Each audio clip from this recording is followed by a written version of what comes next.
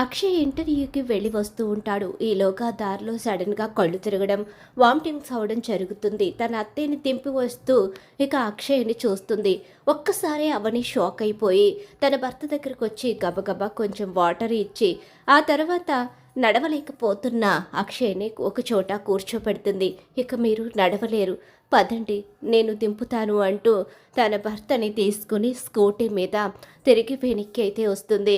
ఇలా అక్షయ్ని తీసుకుని అవని రావడం చూస్తాడు. ఫోన్ మాట్లాడుకుంటూ రాజేంద్ర అయితే తన కొడుకుని చూసి ఒక్కసారే రాజేంద్ర షాక్ అయిపోతాడు.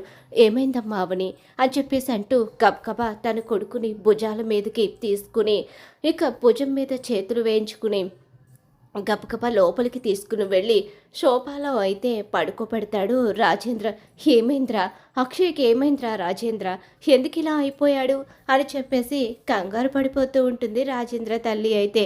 ఈలోగా అమ్మమ్మగారు, నేను రోడ్డు మీద వస్తూ ఉన్నాను, అత్తయ్య గారిని దింపి వస్తూ ఉన్న సమయంలోనే ఆయన ఇక దారిలో వాంతులు చేసుకుంటూ ఇబ్బంది పడుతున్నారు, కళ్ళు తిరిగిపోతున్నాయి, నడవలేని పరిస్థితిలో ఉన్నారు అమ్మమ్మ గారు, అప్పుడే నేను తీసుకొచ్చాను అని చెప్పేసి అక్షయ్ దగ్గరే కూర్చొని ఇక సేవలు చేస్తూ ఉంటుంది.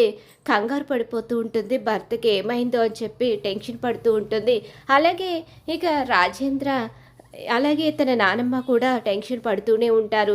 ఈలోగా అక్షయ్కి మెలకు వస్తుంది.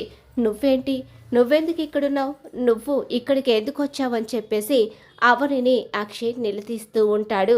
అలా నిలదీసేసరికి వీడింతే, చూసావా వీడి కోసం నువ్వు అంతగా కంగారు పడుతున్నా, చివరికి వీడు ఏం మాట్లాడుతున్నావో చూసావా అమ్మావని అని చెప్పేసి రాజేంద్ర అంటుండగా, మావయ్య గారు ఇప్పుడేం మాట్లాడకండి మావయ్య గారు అని చెప్పేసి చెప్తూ ఉంటుంది అవని అయితే. కానీ అంత ఇబ్బందిలో ఉన్నా కూడా అక్షయ్ అవనిని వెళ్ళిపోమనే అంటూ ఉంటాడు. రాజేంద్ర కోపంగా చూస్తూ ఉంటాడు. చూసారు కదా ఫ్రెండ్స్, వీడియో నచ్చినట్లయితే లైక్ చేసేయండి. ఇంటింటి రామాయణం సీరియల్ అప్కమింగ్ ఎపిసోడ్స్ టీవీలో కన్నా ముందుగా చూడాలనుకుంటే మా ఛానల్ ఇప్పుడే సబ్స్క్రైబ్ చేసుకుని పక్కనే ఉన్న గంట సింబల్లో ఆల్ మీద అయితే క్లిక్ చేసేయండి.